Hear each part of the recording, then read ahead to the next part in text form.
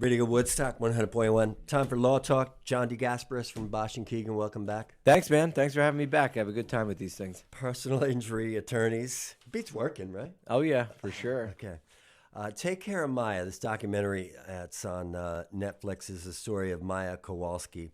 A tragic, tragic story because it ends in her mother's death. But Maya is okay now. As far as we could tell. What are the facts of this case here? If we start with Maya, her story was, I think, at around 9 or 10, she started to have pain and dystonia of the legs. Her legs were turning in. She lost a lot of strength.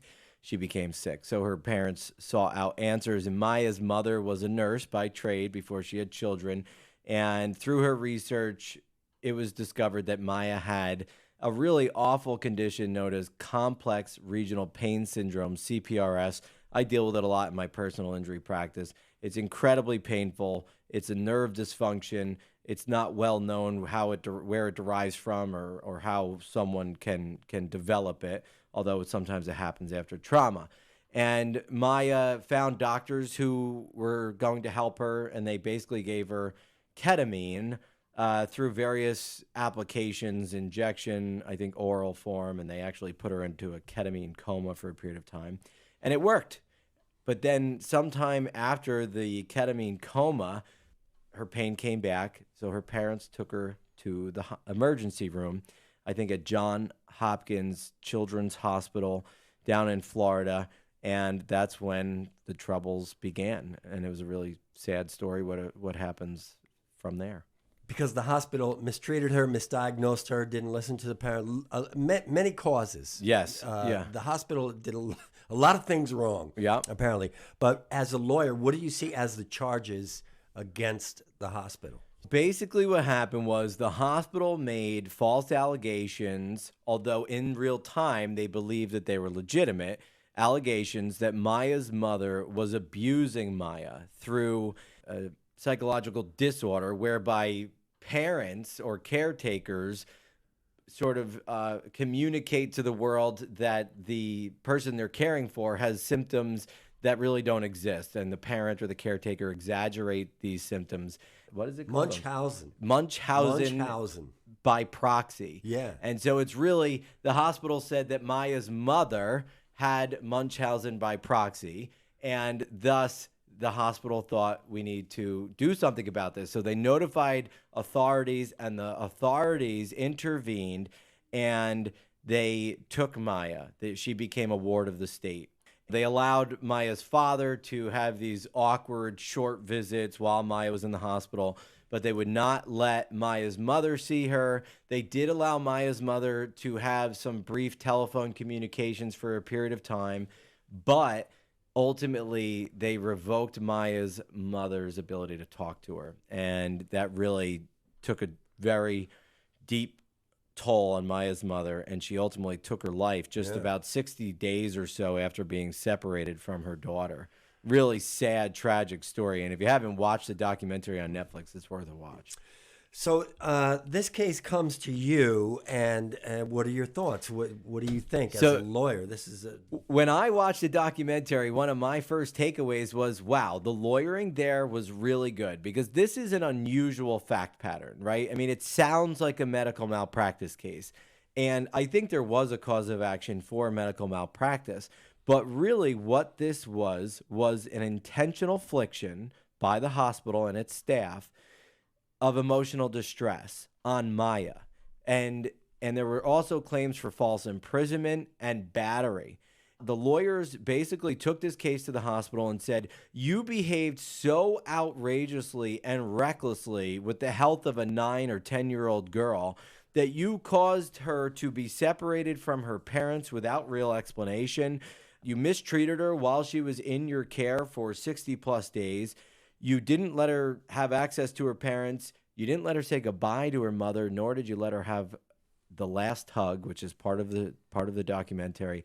And then you drove her mother to suicide. And so when we recently learned of the jury's major $260+ million verdict, that all belongs to Maya, and it's a representation of the emotional distress that she suffered as a result of the hospital's conduct for levying those false allegations of child abuse.